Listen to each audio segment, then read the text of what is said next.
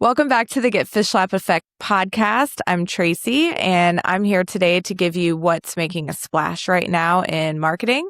And there's a couple fun things that are up everybody's sleeve right now and things that are happening.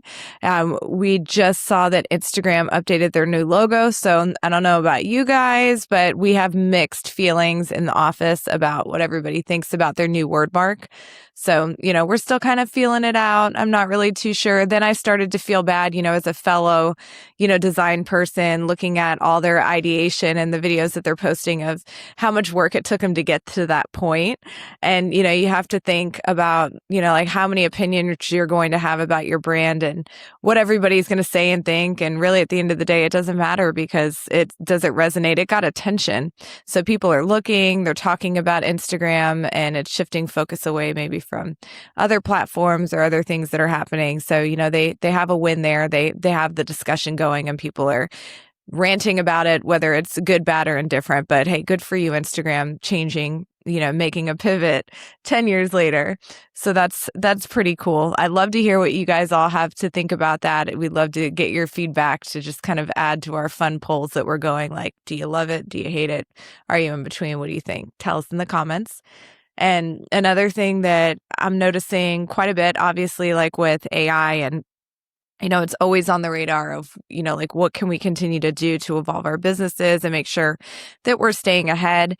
And content signals, are huge, and we're building all of this great content into our websites, and we're hoping that AI will read it.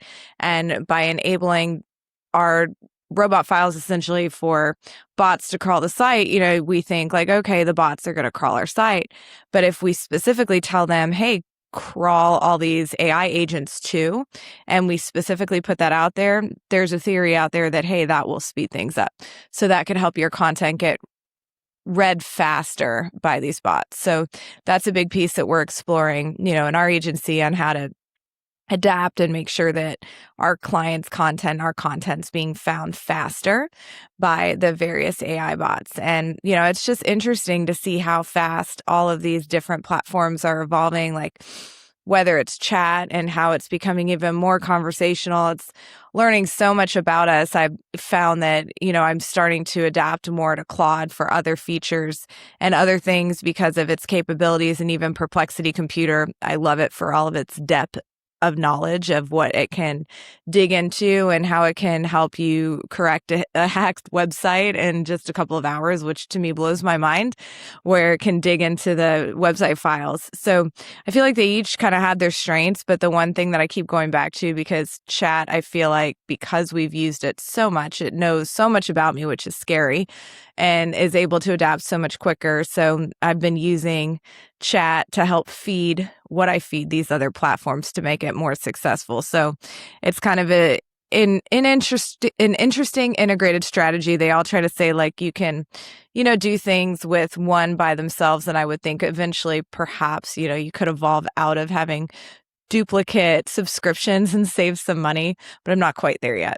I'd love to hear what you guys are all using in your businesses and what's making you successful, maybe where you see a bottleneck. But that's one of the things that I'm finding is helping our business quite a bit, and it's helping us grow and evolve faster. And, again, I go back to with AI and with the abilities and everything that it can do, don't be lazy with it. Treat it like it's your best employee, your best coworker, whatever it might be. Feed them great information and still use your brain, because if it's brainless activity going into any of these chatbots and we're not really thinking through and providing really good information, you actually are not needed, right? Like, so a lot of people are scared, like, will AI replace my job? Well, if you don't actually have to put one single unique thought into it to create what you're doing, sure, it can absolutely replace your job.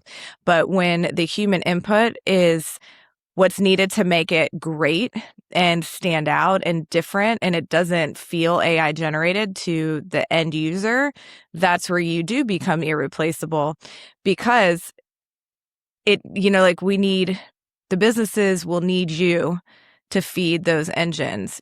If it can just be like a generic prompt, like, why are you needed for your job?